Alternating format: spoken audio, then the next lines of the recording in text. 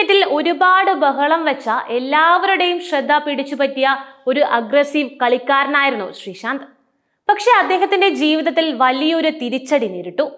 ഒത്തുകളി വിവാദം, ജയിലിൽ പോയത്, പിന്നെ ക്രിക്കറ്റ് കളിക്കുന്നതിന് കിട്ടിയ വലിയ വിലക്ക്, ഇതെല്ലാം അദ്ദേഹത്തിന്റെ കരിയറിനെ തന്നെ തകർത്തില്ലാതാക്കി എന്ന് വേണം പറയാൻ.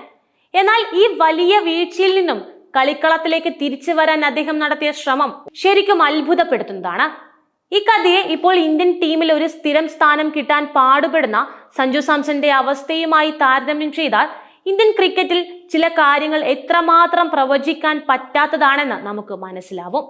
വെറും കഴിവ് മാത്രം പോരാ, ഒരുപാട് കാര്യങ്ങൾ ഒത്തുചേരുമ്പോഴാണ് ഒരു കളിക്കാരന് മുന്നോട്ട് പോവാൻ പറ്റുന്നത്. ശ്രീശാന്ത് നല്ല വേഗതയിൽ പന്തെറിയുന്ന, എപ്പോഴും ആവേശം കാണിക്കുന്ന ഒരു ബൗളർ ആയിരുന്നു. വിക്കറ്റ് എടുത്താൽ വലിയ ആഘോഷങ്ങൾ കാണിക്കും. പുറത്തേക്ക് തിരിയുന്ന പന്തുകൾ എറിയാൻ മിടുക്കനായിരുന്നു. കേരളത്തിൽ നിന്ന് ഇന്ത്യൻ ടീമിലെത്തിയ ആദ്യത്തെ സ്ഥിരം കളിക്കാരൻ അദ്ദേഹമായിരുന്നു. എന്നാൽ 2013 മെയ് 16 ഒരു ഒത്തുകളി കേസിൽ അറസ്റ്റിലായതോടെ ശ്രീശാന്തിന്റെ കളി ജീവിതം പാടെ മാറിപ്പോയി.